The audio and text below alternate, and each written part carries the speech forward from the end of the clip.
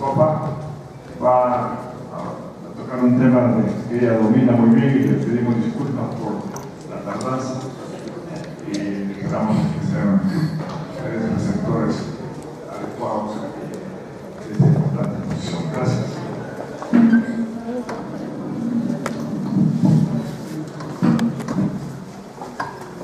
Muy buenas tardes con todos. Muchas gracias por la presentación del estimado amigo Dr. He traído un tema que considero importante debido a que en estos momentos estamos discutiendo la reforma de salud en el Ministerio de Salud.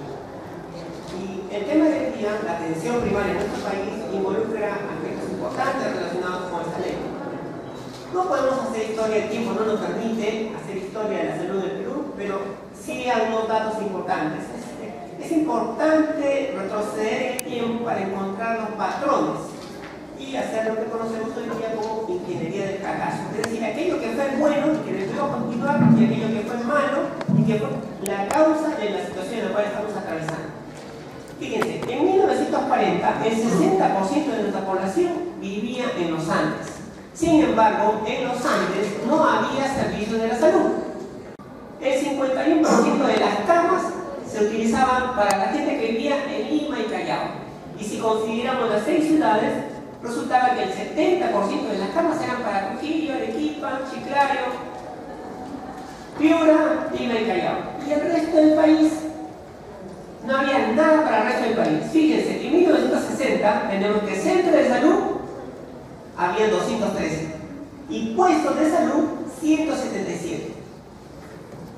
Para completar el panorama, gran parte de nuestros profesionales de la salud, médicos y enfermeras, trabajaban en Lima y Callao. Y el 81% de los médicos y el 85% de las enfermeras en las 6 principales ciudades. Es decir, el resto del país no solamente no contaba con instituciones de salud, sino tampoco con profesionales dedicados a la salud. Esto cambió, gracias a Dios, pero no debido a nuestros gobernantes. Un antecedente importante para los jóvenes, también por supuesto para los contemporáneos, es que en 1972, en Chile, se reunieron los ministros de diferentes países. ¿Para qué? Para visibilizar y comprender lo que se conocía como inequidades sociales, puesto que había muchos problemas referentes a la pobreza, lucha de clases, que eran las semillas de conflictos. Esto tenía que abordarse de alguna manera. Y en 1977, reunidos todos en la Asamblea Mundial de la Salud, se aprobó por unanimidad la Declaración Salud para Todos al año 2000. ¿Qué significaba esto de Salud para Todos al año 2000? Una serie de propuestas para que los países se comprometan a fin de mejorar de alguna manera un grado de salud en las personas, puesto que si un país quiere ser productivo, sus personas, sus habitantes, tienen que ser productivos, es decir, sanos o sanas. Algunas de estas metas eran disminuir la mortalidad materna e infantil, garantizar agua potable para toda la población, adecuar a disposición de decretas, trabajo y participación social. ¿Nos parece conocido estas metas? Actualmente seguimos tras ellas.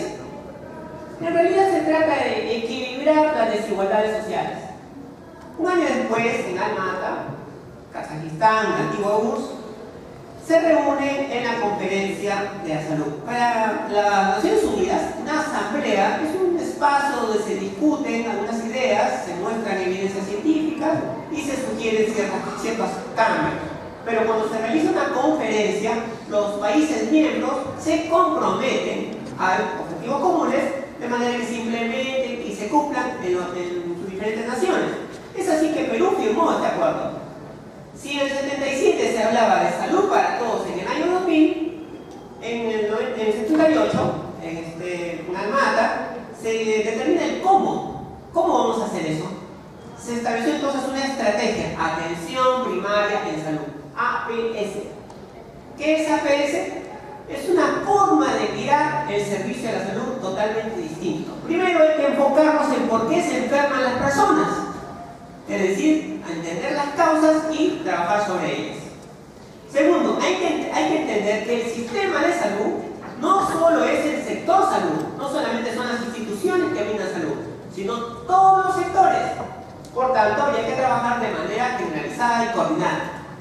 Y por supuesto hay una parte clave en Almata, y que eso ha significado un cambio para nuestro país, es que se hace énfasis en la gestión local como un eje que realiza actividades transsectoriales.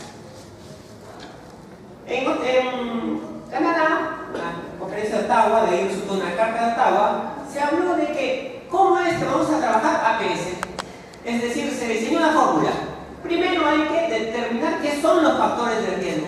¿Cuáles son los factores que hacen que ciertas personas se enfermen? Por tanto, también hay factores que protegen. Entonces vamos a determinar cuáles son los factores de protección. Hay que hacer conocimiento de las personas, cuáles son esos factores de protección, cuáles son esos factores de riesgo, a fin de que cambien sus actitudes y sus comportamientos para lograr una vida saludable. A este concepto se le llama promoción de la salud. A partir del 82, del 86, viene entonces el tema de promoción de la salud. ¿Cuál es la idea fuerza? Todos tenemos que trabajar para lograr la salud personal y comunitaria.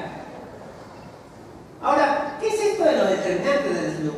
Tengo entendida que casi todos aquí son profesionales de la salud, manejan muy bien estos términos. Sin embargo, cuando hablamos de determinantes genéticos, nos referimos a la herencia de nuestros padres y abuelos.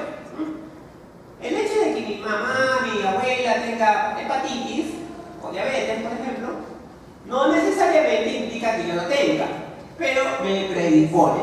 Ahora ha surgido entonces en el campo, por ahí escuché de biotecnología, efectivamente, el mundo, queridas amigas, queridos amigos, ya no está orientado a los medicamentos, ni de marca ni genéricos.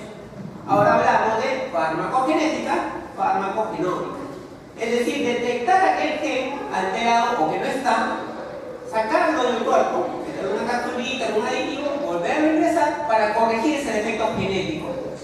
Y cuando se habla de proteínas, se debe entender que el ADN tiene mucha vinculación con las proteínas de las células. Si hay una proteína defectuosa, se saca, se trabaja en el laboratorio, se vuelve inocular y eso es farmacogenómica. El mundo se orienta entonces hacia ese tipo de medicamentos, entre paréntesis, ¿no? Farmacogenética, farmacogenómica. Pero también están los determinantes ambientales, es decir, independientemente de mis genes, yo me voy a enfermar por el agua contaminada, por el aire contaminado, por el suelo, los alimentos, aquellos aspectos que influyen externamente en mi persona.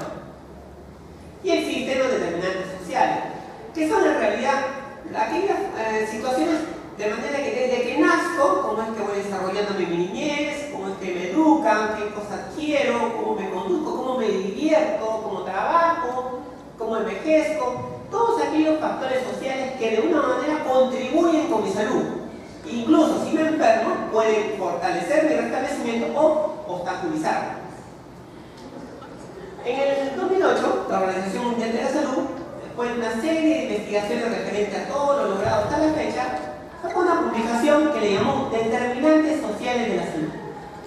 En conclusión, dice que el peso de las enfermedades en el mundo radica en los determinantes sociales, las condiciones de vida de las personas. No es tanto genética, no es tanto ambiental, sino en cómo vive la persona. Bueno, este tema trajo a discusión una serie de trabajos, muchas personas en el mundo comenzaron a investigar, hay mucha bibliografía al respecto. Pero ¿qué pasaba en Perú? Fíjense, mientras que todo esto estaba pasando en el mundo, en 1989 nosotros capturamos el mensaje de la OMS, es decir, vamos a trabajar gestión local, gestión de salud local.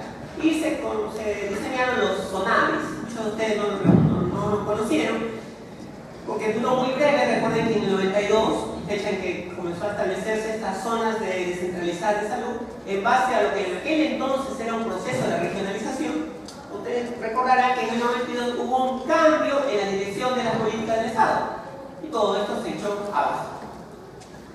En 1994 surgió un modelo un poco raro, un modelo un poco peligroso, en el sentido de que se dejaba la responsabilidad de la salud en los profesionales de la salud y las comunidades.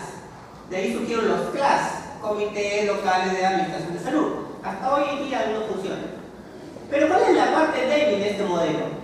De que no hay apoyo del gobierno central, ni financieramente, ni de gestión. Entonces se dejaba su suerte. A ver, como que ellos vayan viendo cómo trabajan el tema de salud. Hoy en día, en 2014, estamos celebrando un nuevo año, nuevas expectativas, feliz año para todos.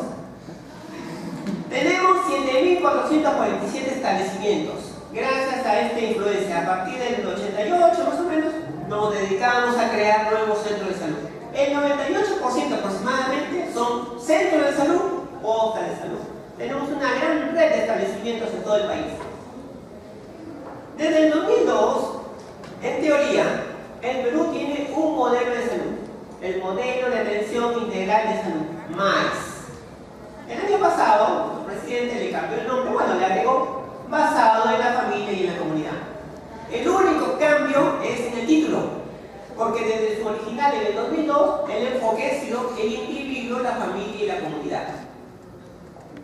Surge una forma de paralelismo, al mismo tiempo que se ve el modelo de gestión, surge una corriente de cómo se debe administrar los niveles de salud. En el Perú tenemos 3 niveles, ¿no? Primero, segundo, tercer nivel.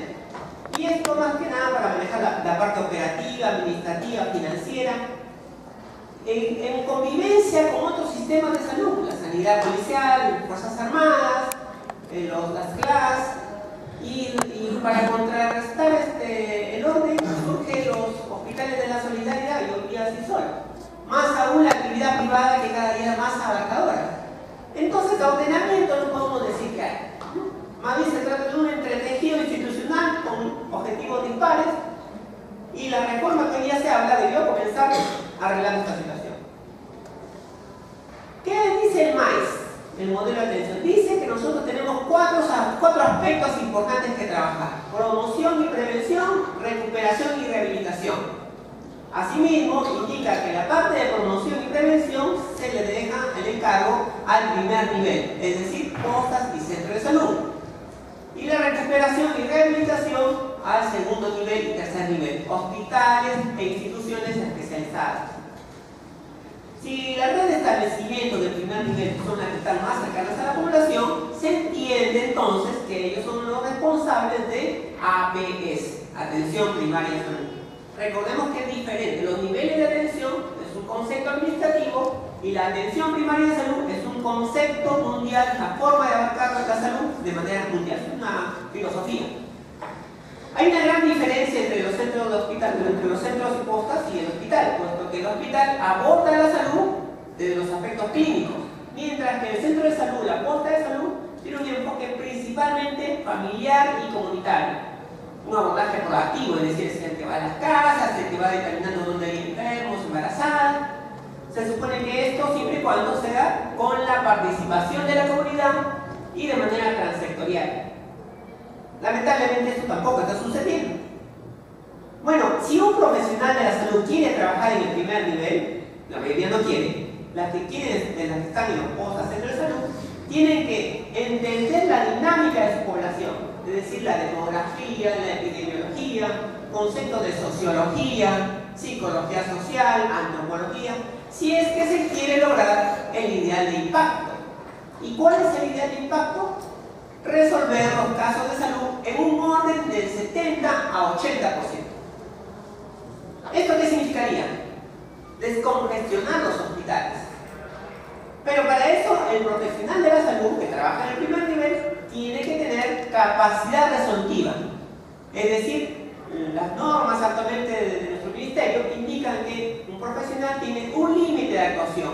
Más allá de ese límite, tiene que referir el paciente a un hospital cercano para que sea atendido por un profesional de mayor capacidad resolutiva.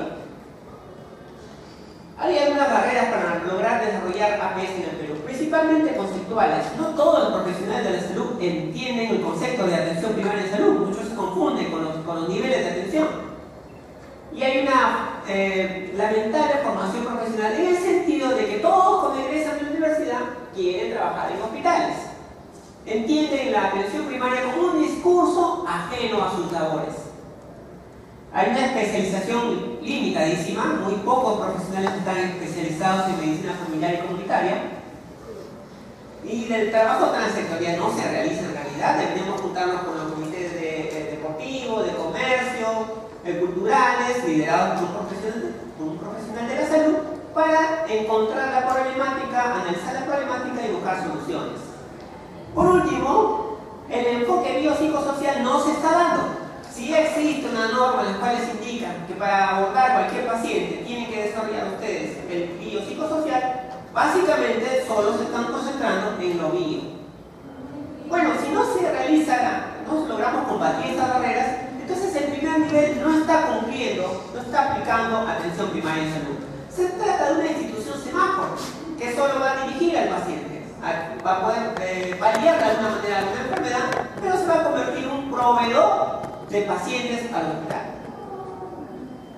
En el 2011, en Brasil, hace poquito nada más, fíjense, se instó el Río a que los gobiernos participen en desarrollar políticas para impulsar atención primaria de salud, puesto que si las personas están enfermando por sus condiciones de vida, hay que determinar cuáles son esas condiciones para minimizarlas o eliminarlas. Nuestro país debió trabajar con ese afán, pero la realidad es esta, ¿no? Nuestro país está concentrado en el financiamiento de enfermedades. La preocupación del Estado no es evitar las enfermedades, sino las enfermedades.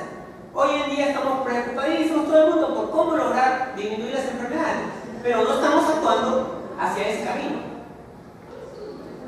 El Sistema Nacional de Salud, hoy está inventado, se habla de Seguro Integral de la Salud, comenzó en 1997, subsidiando a los escolares, después a las gestantes. Hoy la propuesta es: todo el mundo debe tener un seguro. No dice que todo el mundo tiene derecho a la salud, sino todo el mundo debe tener un seguro. Si no tienes esa salud, entonces vas a tener tu CIS. ¿Eso qué significa? Un paquete básico para todos, y cuando se cumple ese paquete básico, tú tienes que pagar las atenciones. Eso es más gasto del bolsillo. Yo propongo, pues mi propuesta en cada escenario que me permiten, desarrollar un abordaje social y transsectorial con un enfoque en atención primaria de salud a cargo de los establecimientos del primer nivel como la base de una comunidad saludable. Y esto para que concentrarme en esta comunidad, desarrollar focos de estudio para comprender el entorno, identificar aquellos factores de riesgo y protectores y asimismo hacer tamizajes con aquellos grupos de riesgo, lo que me significaría diagnóstico precoz. ¿Por qué hay 35.000 enfermos al año de cáncer? Porque no se diagnostican a tiempo, ¿no? Y de ahí nos salió con una expositora, ¿no? El INEM atiende algo de 2.000, y el resto, no nos olvidemos que hay de manera subterránea, casi sin darse cuenta, las enfermedades nefrológicas avanzan día a día en nuestro país. Ya el salud no tiene capacidad para atender diálisis, amén de otro tipo de enfermedades que no se mencionan. Bueno, tenemos que implementar medidas de prevención secundaria, es decir, una vez detectada la enfermedad que no avance, y lamentablemente también terciaria. En el caso terminal, habrá que hacer uso de cuidados paliativos. Bueno, entonces yo creo que este tipo de abordaje es con la comunidad, con y para la comunidad. Si esto se logra, voy a tener retroinformación para mejorar mi práctica día a día y lograr disminuir la mortalidad y la morbilidad en cualquiera de las patologías. Pero hay que tratar de plantear situaciones claras, qué es lo que está sucediendo, entender efectivamente qué es lo que está sucediendo y cómo vamos a solucionarlo. ¿Utópico? Pensar en una vida saludable es utópico, tal vez, pero este es el camino que creo yo debemos continuar. Ahora, como conclusión, pienso que hay que fortalecer los establecimientos del primer nivel de atención en base a cambiar la historia de la salud del Perú. Han pasado más o menos 36 años, casi 37, desde que comenzó esto de la atención primaria de salud, y aún creo que podemos recuperar el tiempo perdido. Muchas gracias.